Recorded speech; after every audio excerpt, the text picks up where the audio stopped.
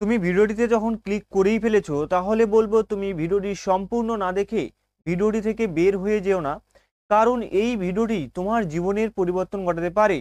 তুমি এই ভিডিওটিতে ক্লিক করেছো একটা উদ্দেশ্য বা আশা নিয়ে।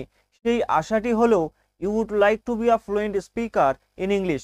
তুমি ইংলিশে দক্ষ হতে চাও, তুমি ইংলিশে কথা বলতে চাও, বাট তুমি একটা সঠিক জায়গা খুঁজে পাচ্ছ না যেখানে তুমি রেগুলার ওয়েতে ক্লাস করবে এবং ধারাবাহিকতার সঙ্গে ইংলিশটাকে শিখবে।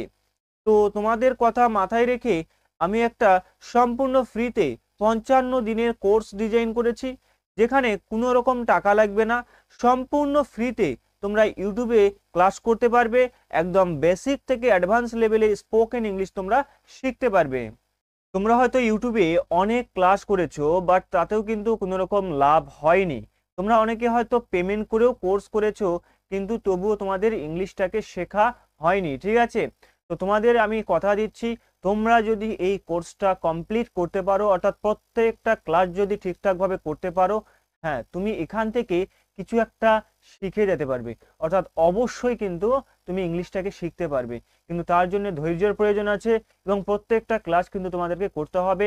এখানে কিন্তু কোনো রকম টাকা পয়সার ব্যাপার নেই, সম্পূর্ণ ফ্রিতে কিন্তু তোমরা ইউটিউবে ক্লাসগুলো করতে পারবে। তোমরা ইংলিশটাকে শিখতে পারো না তার একটা রিজন হচ্ছে যে তোমরা ইউটিউবে তো অনেক ভিডিও দেখো, বাট তার কিন্তু ধারাবাহিকতা নেই। আজকে হয়তো একটা চ্যানেল থেকে ভিডিও দেখলে, পরের দিন আর একটা চ্যানেল থেকে ভিডিও দেখলে, এভাবে কিন্তু তোমরা ক্লাস করতে থাকো। এভাবে কিন্তু কখনোই ইংলিশটাকে শেখা যায় না। তোমাকে একটা জায়গায় ইংলিশটাকে শিখতে হবে এবং ধারাবাহিকভাবে। আজকে হয়তো কোনো জায়গায় তুমি টেন্স নিয়ে ক্লাস করলে, হয়তো কাল পার্টস অফ স্পিচ নিয়ে ক্লাস করছো। ঠিক আছে, কোনো ধারাবাহিকতা নেই, যখন যা মনে হচ্ছে তোমরা কিন্তু ক্লাস করছো। তো এরকম ভাবে কিন্তু ইংলিশটাকে শেখা যায় না, একটা সবকিছুর একটা সিস্টেম আছে। ঠিক আছে, তোমরা যখন প্রথম ইংলিশটাকে শেখো, অর্থাৎ তোমরা যখন ক্লাস 1-এ বা 2-এ পড়ো, তখন তোমাদেরকে কিভাবে শেখানো হচ্ছিল যে প্রথমে কিন্তু তোমাদেরকে লেটার, অ্যালফাবেট এই বিষয়গুলো কিন্তু চেনানো হচ্ছিল, দেন তারপরে কিন্তু ওয়ার্ডে যাওয়া হচ্ছিল, তারপর সেন্টেন্সে। ঠিক আছে, এইভাবে কিন্তু ধারাবাহিকভাবে ক্লাসগুলোকে এগোনো হচ্ছিল। তো এইভাবেই কিন্তু তোমাদেরকে শিখতে হবে। ঠিক আছে, একটা প্রসেস অনুযায়ী শিখতে হবে। তো সেই জন্যই কিন্তু তোমাদেরকে বলবো আমাদের এই কোর্সটি একদম বেসিক থেকে অ্যাডভান্স লেভেল অবধি শেখানো হবে। সুতরাং একদম ধারাবাহিকভাবে ক্লাসগুলো করানো হবে এবং তোমরা অন স্ক্রিনে দেখতেই পাচ্ছ যে spoken English basic to advanced day on, সম্পূর্ণ ফ্রিতে এই কোর্সে 55টি ক্লাস বা ভিডিও ইউটিউবে দেওয়া হবে। এই 55টি ক্লাস যদি করতে পারো, আশা করি তুমিও ইংরেজিতে একজন দক্ষ স্পিকার হতে পারবে। এমনকি তুমি একজন শিক্ষক হয়ে অন্যদেরকে শেখাতেও পারবে। প্রতিদিন একটি করে ক্লাস ভিডিও দেওয়া হবে, অর্থাৎ এই কোর্সটি 55 দিনের একটি কোর্স। তো তোমাদেরকে আমি কথা দিচ্ছি, যদি 55টি ক্লাস করতে পারো, তাহলে আজকের এই তুমি এবং সেই দিনের তুমির মধ্যে অনেক পার্থক্য তোমরা লক্ষ্য করতে পারবে। সুতরাং ধারাবাহিকভাবে এই কয়েকটি ক্লাস করো। ঠিক আছে, মাত্র 55টি ক্লাস। তো ধৈর্য ধরে ক্লাসগুলো যদি করতে পারো, হ্যাঁ তুমি অবশ্যই ইংলিশে কথা বলতে পারবে, তোমাদেরকে আমি কথা দিলাম। ঠিক আছে, তো without further delay let's start today's class. Today is our first class. In this class we will learn some basic parts of English.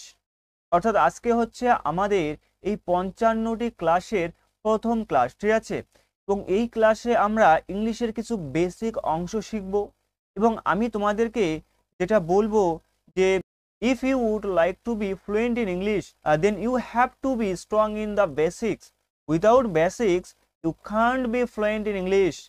That's why you have to know the basics of English. অর্থাৎ তুমি যদি ইংলিশে দক্ষ হতে চাও, তাহলে অবশ্যই তোমাকে বেসিকে স্ট্রং হতে হবে। কারণ বেসিকে যদি তুমি স্ট্রং না থাকো, তাহলে কখনোই তুমি ইংলিশে দক্ষ হতেও পারবে না এবং ইংলিশে কথা বলাও হবে না। ঠিক আছে, তো আমরা অবশ্যই একদম বেসিক থেকে অ্যাডভান্সে যাব। অর্থাৎ বেসিক থেকে ক্লাস করতে করতে ধারাবাহিকভাবে কিন্তু আমরা একটা সিস্টেমের মধ্যে দিয়ে কিন্তু আমরা অ্যাডভান্সে যাব। তো যাই হোক, আজকের ক্লাসটি শুরু করছি এবং আজকের ক্লাসের প্রথমেই তোমরা দেখতে পাচ্ছ যে লেটার। ঠিক আছে, তো লেটার নিয়ে অবশ্যই আমরা এখন আলোচনা করব। তো লেটার কি? তো লেটার হলো ভাষার লিখিত রূপের একটি মৌলিক একক বা চিহ্ন, যা একটি নির্দিষ্ট ধ্বনি প্রকাশ করে। এক একটি অক্ষরকেই ইংরেজিতে লেটার বলা হয়। ইংরেজিতে এ থেকে জেড পর্যন্ত 26টি লেটার আছে। তাহলে লেটার কি? যে এ থেকে জেড পর্যন্ত যে চিহ্নগুলো, ঠিক আছে, অর্থাৎ এ বি সি ডি, এগুলো এক একটা হচ্ছে চিহ্ন, ঠিক আছে, এবং এগুলোকেই আমরা বলছি যে লেটার। এ একটি লেটার, বি একটি লেটার, সি একটি লেটার, ঠিক আছে। তো এরকম কিন্তু 26টি লেটার রয়েছে ইংলিশে, ঠিক আছে। এরপরে আমরা অ্যালফাবেটে যাব। তাহলে অ্যালফাবেটটা আবার কি? তো ইংরেজি ভাষার 26টি লেটারকেই একসঙ্গে অ্যালফাবেট বা হচ্ছে বর্ণমালা বলা হয়। তাহলে আমরা অ্যালফাবেট কাকে বলছি? যে 26টি লেটারকে, অর্থাৎ এ থেকে জেড পর্যন্ত যে 26টি লেটার রয়েছে, এগুলোকে আমরা একসঙ্গে বলছি অ্যালফাবেট। আবার প্রত্যেকটাকে যখন আমরা আলাদা আলাদাভাবে বলবো, এ একটি লেটার, বি একটি লেটার, সি একটি লেটার, বাট যখন আমরা সবগুলোকে একসঙ্গে বলছি, এ থেকে জেড পর্যন্ত যে 26টি লেটার আছে, তো সবগুলোকে একসঙ্গে বলা হচ্ছে অ্যালফাবেট। এবং অ্যালফাবেট কয় প্রকার? না হচ্ছে অ্যালফাবেট দুই প্রকার, একটা হচ্ছে ভাওয়েল এবং আরেকটা হচ্ছে কনসোনেন্ট, ঠিক আছে। তাহলে একটা হচ্ছে ভাওয়েল আর একটা হচ্ছে কনসোনেন্ট।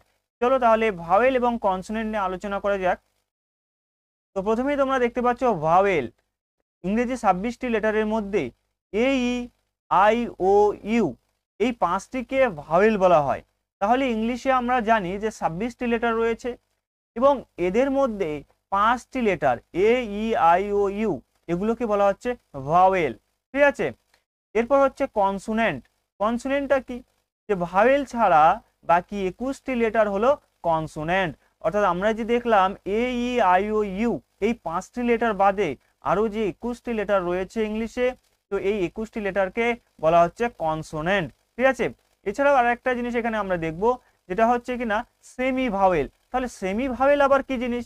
যে ডাব্লিউ এবং ওয়াই এই দুটি অক্ষর কনসোনেন্ট হলেও অনেক সময় ভাওয়েলের মতো ব্যবহার হয় বলে এদের সেমি ভাওয়েল বলা হয়।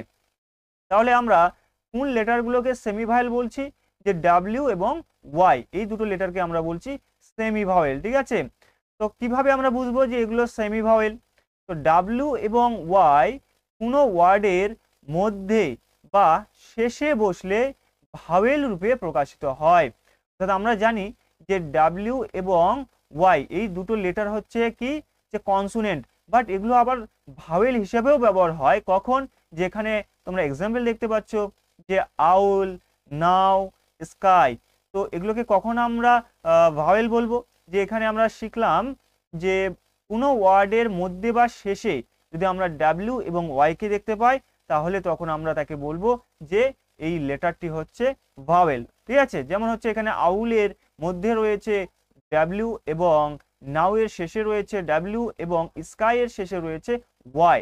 সুতরাং এই যে ওয়াই এবং ডাব্লিউ এখানে কিন্তু ভাওয়েল, অর্থাৎ সেমি ভাওয়েল আমরা বলবো, ঠিক আছে।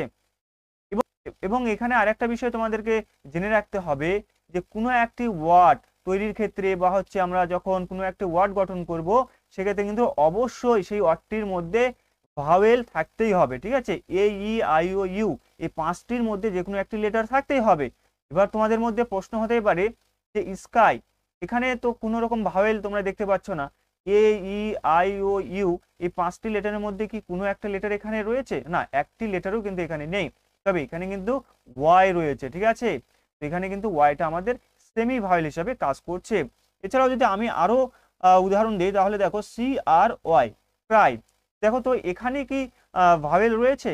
এখানেও কিন্তু এ ই আই ও ইউ এই পাঁচটি লেটারের মধ্যে একটি লেটারও নেই। সুতরাং এখানে কিন্তু ওয়াই রয়েছে এবং ওয়াইটা কিন্তু আমাদের সেমি ভাওয়েল হিসেবে কাজ করছে এবং ওয়াইকে কিন্তু স্পেশাল লেটারও বলা হয়। তো আশা করছি সেমি ভাওয়েল নিয়ে আর কোনো কনফিউশন নেই। এরপর আমরা ওয়ার্ডে যাব, ঠিক আছে। তো ওয়ার্ড কি? যে একের বেশি লেটার বা অক্ষর পাশাপাশি বসে অর্থ বা মানে প্রকাশ করলে তাকে ওয়ার্ড বলে। তাহলে ওয়ার্ড আমরা কাকে বলছি? যে কয়েকটি লেটার একসঙ্গে যখন পাশাপাশি বসবে এবং অর্থ বা মানে প্রকাশ করবে, তখন তাকে আমরা বলবো ওয়ার্ড। যেমন এখানে তোমরা দেখতে পাচ্ছ যে এস ইউ এন, সান, এখানে কিন্তু কয়েকটি লেটার পাশাপাশি বসেছে এবং এর একটা অর্থও আছে। সেই অর্থটি হচ্ছে যে সান মানে সূর্য, ঠিক আছে। সুতরাং এটি কিন্তু একটি ওয়ার্ড। এবং তারপরে তোমরা দেখতে পাচ্ছ যে moon, M W N, moon, moon মানে হচ্ছে কি? যে চাঁদ, ঠিক আছে। তাহলে এটিও কিন্তু একটি ওয়ার্ড। তবে আমি যদি এরকম এখানে একটা ওয়ার্ড লিখি যে ও ও এন এম, ঠিক আছে, এটি কি একটি ওয়ার্ড? না, কখনোই কিন্তু এটি একটি ওয়ার্ড না। এখানে যদিও বা পাশাপাশি কয়েকটি লেটার বসেছে, বাট এর কিন্তু কোনো মিনিং নেই, অর্থাৎ অর্থ নেই, যার জন্য এটি কিন্তু ওয়ার্ড না। ঠিক আছে, তো অবশ্যই পাশাপাশি কয়েকটি লেটার হতে হবে এবং তার একটি মিনিং থাকতে হবে, তবেই তাকে আমরা ওয়ার্ড বলতে পারবো। দেন যদি একটি মাত্র লেটার দ্বারা অর্থ বা মানে প্রকাশ পায় তাহলেও তাকে একটি ওয়ার্ড বলা হয়। আবার এখানে কি বলা হচ্ছে যে একটি লেটারকেও আমরা কিন্তু অনেক সময় ওয়ার্ড বলতে পারবো। ঠিক আছে, তো সেই লেটারগুলো কোনগুলো, যেখানে দেখতে পাচ্ছ এ, এ একটি ওয়ার্ড। ঠিক আছে, এবং এটি কিন্তু লেটার হিসেবেও আমরা ব্যবহার করি, ওয়ার্ড হিসেবেও আমরা ব্যবহার করি এটাকে। কেন, যে এ এর কিন্তু অর্থ রয়েছে, এ এর অর্থ কি একটি, সুতরাং এটি কিন্তু ওয়ার্ড। ঠিক আছে, কোনো জায়গায় একে আমরা লেটার হিসাবে দেখব, আবার কোনো জায়গায় ওয়ার্ড হিসাবে দেখব। ঠিক আছে, সুতরাং এ একটি লেটার এবং ওয়ার্ড।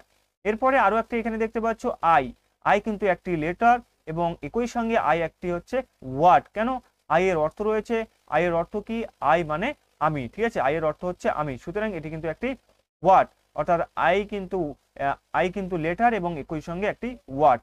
আশা করছি বিষয়টি ক্লিয়ার হয়ে গেছে। এরপর আমরা চলে যাব সেন্টেন্সে। তো সেন্টেন্সে কি বলা হয়েছে, যে একাধিক ওয়ার্ড যখন পাশাপাশি বসে একটি সম্পূর্ণ অর্থ প্রকাশ করে তখন তাকে সেন্টেন্স বলে। অর্থাৎ আমরা এর আগে দেখলাম যে একের বেশি অর্থাৎ কতগুলি লেটার যখন পাশাপাশি বসে একটি অর্থ প্রকাশ করে তখন তাকে আমরা বলছি ওয়ার্ড। বাট যখন একাধিক ওয়ার্ড, ঠিক আছে, কয়েকটি ওয়ার্ড পাশাপাশি বসে যখন সম্পূর্ণ অর্থ প্রকাশ করে তখন তাকে আমরা বলবো সেন্টেন্স।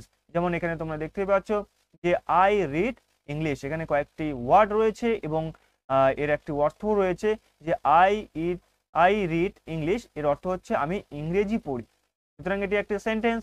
এরপরে আরো একটি দেখতে পাচ্ছ এক্সাম্পল যে আই প্লে ক্রিকেট, এরও একটি অর্থ রয়েছে যে আমি ক্রিকেট খেলি, সুতরাং এটিও কিন্তু একটি সেন্টেন্স বা বাক্য।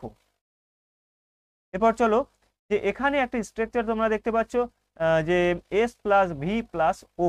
ঠিক আছে, তো এসটা কি, এস হচ্ছে সাবজেক্ট এবং ভি হচ্ছে ভার্ব এবং ও হচ্ছে অবজেক্ট। ঠিক আছে, তো আমরা একটু পরে এই জায়গাটা নিয়ে আলোচনা করছি, তার আগে আমরা সাবজেক্ট, ভার্ব এবং অবজেক্ট নিয়ে আলোচনা করে নিই। ঠিক আছে, এখানে বিস্তারিত আলোচনা করা আছে। তো সাবজেক্ট কি, যে যার বা যে জিনিসের সম্বন্ধে সেন্টেন্সে কিছু বলা হয় তাকে সাবজেক্ট বলে। সাধারণত ভার্ব অর্থাৎ ক্রিয়াকে কে দিয়ে প্রশ্ন করলে যা পাওয়া যায় তাই হলো সাবজেক্ট। অর্থাৎ কোনো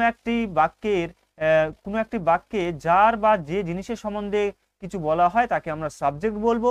এবং এছাড়াও আমরা যদি সাবজেক্টটা না বুঝতে পারি সেক্ষেত্রে আমরা কি করব, যে ভার্বকে, অর্থাৎ যেমন এখানে আই রিড আ বুক, এখানে যদি রিডকে আমরা প্রশ্ন করি যে কে পড়ে, রিড মানে পড়া, সুতরাং কে পড়ে, তাহলে আমি, আইটা হচ্ছে আমাদের এখানে সাবজেক্ট, কে এর অ্যান্সারে আমরা পাচ্ছি আই। ঠিক আছে, তো এরপরে দেন এখানে তোমরা দেখতে পাচ্ছ যে আই রিড আ বুক, এখানে আই হলো সাবজেক্ট বা কর্তা। দেন এরপরে আমরা যাব ভার্বে। তো ভার্ব আমরা কাকে বলছি, যে শব্দ দ্বারা কোনো প্রকার কাজ করা বা হওয়া বোঝায় তাকেই ভার্ব বলে। ভার্বকে ইংরেজি সেন্টেন্সের হৃদয় বলা হয়। ভার্ব ছাড়া কোনো সেন্টেন্স গঠন করা সম্ভব নয়। অর্থাৎ তোমরা যদি একটা সেন্টেন্স গঠন করতে যাও অবশ্যই সেখানে ভার্ব লাগবে। ঠিক আছে, ভার্ব ছাড়া কিন্তু কখনোই তোমরা সেন্টেন্স তৈরি করতে পারবে না। তো ভার্ব আমরা কোন ওয়ার্ডগুলোকে বলছি, যেমন এখানে দেখতে পাচ্ছ ডু, প্লে, গো, কাম। ঠিক আছে, এরকম কিন্তু অসংখ্য ভার্ব রয়েছে। তো এখানে তোমরা দেখতে পাচ্ছ আই রিড আ বুক, এখানে রিড হলো ভার্ব বা ক্রিয়া, অর্থাৎ যে ওয়ার্ডের দ্বারা আমরা কোনো কিছু কাজ করা বা হওয়া বুঝতে পারবো সে ওয়ার্ডটাকে আমরা বলবো ভার্ব। যেমন এখানে দেখতে পাচ্ছ ডু, ডু মানে করা, ঠিক আছে, কোনো কিছু করা। দেন হচ্ছে প্লে, প্লে মানে খেলা, ঠিক আছে, এটাও একটা কিন্তু কাজ, খেলা। গো মানে যাওয়া, কাম মানে আসা। ঠিক আছে, এরকম ওয়ার্ডগুলোকে কিন্তু আমরা বলবো ভার্ব। এরপর আমরা চলে যাব অবজেক্টে। তাহলে অবজেক্টটা আবার কি, যে অবজেক্ট হলো বাক্যের সেই অংশ যা ভার্বের দ্বারা প্রভাবিত হয় বা যার উপর ক্রিয়া ঘটে। সাধারণত ভার্বকে কে দিয়ে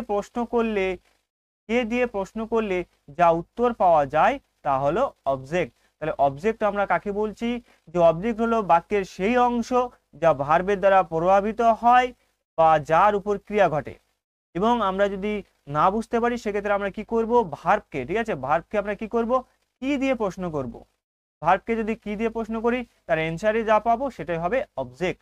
তো নিচে এখানে দেখো যেমন যে আই রিড আ বুক, এখানে অবজেক্ট কি আমরা বুঝতে পারছি না, সেক্ষেত্রে কি করব, এখানে ভার্বের কর্ম বা কাজ আ বুক, অর্থাৎ একটি বইয়ের দ্বারা হয়েছে, তাই এখানে আ বুক হলো অবজেক্ট। তো এখানে যদি আমরা ভার্বকে কোশ্চেন করি যে আই রিড, আমি পড়ি, কিন্তু কি পড়ি, তাহলে আ বুক, অর্থাৎ কি এর অ্যান্সারে আমরা পাচ্ছি আ বুক। সুতরাং এটি কিন্তু অবজেক্ট। আশা করছি অবজেক্টটাও তোমাদের কাছে ক্লিয়ার হয়ে গেছে। এরপরেও যদি কোনো রকম তোমাদের কনফিউশন থাকে, অর্থাৎ কোথাও যদি বুঝতে অসুবিধা হয়ে থাকে, অবশ্যই তোমরা কিন্তু কমেন্টে জানাবে। এইবার আমরা এই জায়গাটা নিয়ে একটু আলোচনা করব, ঠিক আছে, যে এখানে আমি লিখেছি এস প্লাস ভি প্লাস ও। এস অর্থাৎ সাবজেক্ট, ভি অর্থাৎ ভার্ব এবং ও হচ্ছে অবজেক্ট। আমরা কিছুক্ষণ আগেই শিখলাম সাবজেক্ট ভার্ব অবজেক্ট। তো এখানে আই রিড আ বুক, বুক অর্থাৎ আমি একটি বই পড়ি, আই হচ্ছে সাবজেক্ট, রিড হচ্ছে এখানে ভার্ব এবং আ বুক হচ্ছে এখানে অবজেক্ট। কিভাবে আমরা বুঝলাম যে আই সাবজেক্ট, কারণ রিডকে যদি আমরা প্রশ্ন করি যে কে পড়ে, তাহলে অবশ্যই রিডের আমরা অ্যান্সার পাচ্ছি যে আই, অর্থাৎ আমি পড়ি, সেক্ষেত্রে কিন্তু আইটা আমাদের এখানে সাবজেক্ট হচ্ছে। এবং রিডকে যদি আমরা প্রশ্ন করি কি দিয়ে, তাহলে কি পাচ্ছি যে কি পড়ি না বুক, একটি বুক, ঠিক আছে, আমি একটি বই পড়ি, সুতরাং আ বুক হচ্ছে আমাদের এখানে অবজেক্ট। এবং রিডটাকে আমরা কেন ভার্ব বলছি, রিড মানে কি পড়া, সুতরাং এর মধ্যে দিয়ে আমরা কোনো একটা কাজ করা বুঝতে পারছি, সুতরাং রিড হচ্ছে এখানে ভার্ব। চলো আরো কিছু উদাহরণ দেখে নেই। আমি এখানে লিখছি যে উই ইট ম্যাঙ্গো, এর অর্থ কি হচ্ছে যে আমরা আম খাই, ঠিক আছে, তাহলে কে আম খাই, উই, আমরা, সুতরাং উই হচ্ছে এখানে সাবজেক্ট এবং খাই, কি খাই না ম্যাঙ্গো, আম খাই, ঠিক আছে, সুতরাং এই ম্যাঙ্গোটা হচ্ছে এখানে অবজেক্ট। এবং ইট মানে খাওয়া, অর্থাৎ এখানে একটা কাজ করা হচ্ছে যে খাওয়া হচ্ছে, সুতরাং ইটটা হচ্ছে এখানে আমাদের ভার্ব। এছাড়াও আরো যদি আমরা উদাহরণ দেখি, তাহলে হবে he eats, he eats rice, he eats rice, অর্থাৎ সে ভাত খায়। তাহলে এখানে আমাদের সাবজেক্ট কি, যে হি, হি হচ্ছে আমাদের এখানে সাবজেক্ট, কে খায় না সে খায়, সুতরাং এটি হচ্ছে সাবজেক্ট। এবং কি খায়, যে রাইস, ভাত খায়, তো রাইসটা হচ্ছে আমাদের এখানে অবজেক্ট। এবং ইটস, এখানে ইটসটা হচ্ছে আমাদের ভার্ব। এবার তোমাদের একটা কোশ্চেন হতে পারে যে এখানে ইটস হলো কেন, এসটা কেন আসলো, এর আগের যে সেন্টেন্সটা সেখানে কিন্তু আমরা এস দেখতে পাচ্ছি না, বাট পরের সেন্টেন্সে আমরা কিন্তু এস দেখতে পাচ্ছি। কেন এটা হলো, এটা হওয়ার কিছু কারণ রয়েছে, অবশ্যই তোমরা সব কিছুই জানতে পারবে, ঠিক আছে, শুধু ক্লাসগুলো ধারাবাহিকভাবে শিখতে থাকো। এই বিষয়গুলো নিয়েও কিন্তু আমরা পরবর্তী ক্লাসে একদম ডিটেইলসে আলোচনা করব। ওকে, যদি আরো কিছু উদাহরণ দেখি, তাহলে দেখো যে he wants, he wants a pen, এর অর্থ কি দাঁড়াচ্ছে যে সে একটি কলম চায়। এখানে হি হচ্ছে আমাদের সাবজেক্ট, ওয়ান্টস মানে চাওয়া, ঠিক আছে, তো সে একটি কলম চায়, সে কি চায়, যে একটি কলম চাই, এই একটি কলম হচ্ছে এখানে আমাদের অবজেক্ট এবং ওয়ানটা হচ্ছে আমাদের ভার্ব। এবং এসটা কেন হচ্ছে সে বিষয়ে আমি আগেই তোমাদের বলে দিয়েছি যে এই বিষয়ে আমাদের ক্লাস রয়েছে, সেই ক্লাসে কিন্তু একদম ডিটেলসে আমরা আলোচনা করব এই এস নিয়ে, ঠিক আছে, কেন এজ হচ্ছে। এরপরে আরো আমরা উদাহরণ দিতে পারি কিরকম, যে you you read, you read novel, ঠিক আছে, নোভেল, তো এখানে আমাদের ইউটা হচ্ছে সাবজেক্ট, রিড হচ্ছে ভার্ব এবং নোভেলটা হচ্ছে অবজেক্ট, ঠিক আছে। আশা করছি বিষয়টা ক্লিয়ার হয়ে গেছে। তো এরপরেও যদি কোনো রকম ডাউট থাকে, কোনো রকম সমস্যা থাকে, অবশ্যই তোমরা কমেন্টে জানাতে পারো। তো এই হচ্ছে আজকের ভিডিও। তো এটা জাস্ট 55 দিনের মধ্যে একটা ক্লাস, সুতরাং বলবো কোনো রকম টেনশন নেওয়ার কারণ নেই। আরও কিন্তু 54টা ক্লাস বাকি রয়েছে, তো 54টা ক্লাস করো। আর একটি ক্লাসে কিন্তু তুমি যদি বলতে চাও যে একটি ক্লাস করেই তুমি একদম ইংলিশে ফ্লুয়েন্ট হয়ে যাবে, সেটা কিন্তু কখনোই সম্ভব নয়। সুতরাং আমি তোমাদের যেটা বলবো, সঙ্গে থাকো, প্রত্যেকটা ক্লাস করো, অবশ্যই তোমরা ইংলিশে দক্ষ হবে এবং ইংলিশে কথা বলতে পারবে। তো এই হচ্ছে আজকের ভিডিও। যদি ভিডিওটি দেখে ভালো লাগে তাহলে বলবো ভিডিওটিকে একটি লাইক করে দাও এবং তোমাদের ফ্রেন্ডসের মধ্যে ভিডিওটিকে শেয়ার করে দিয়ে তাদেরকেও জানার সুযোগ করে দাও যে এত সুন্দর একটা কোর্স ডিজাইন করা হয়েছে, যেটা কিন্তু সম্পূর্ণ ফ্রিতে তোমরা ইউটিউবে ক্লাসগুলো করতে পারবে এবং ইংলিশটাকে শিখতে পারবে। So Today's class ends here. Thank you all for patiently attending the class. We will meet again in the next class. Until then, take care and stay healthy.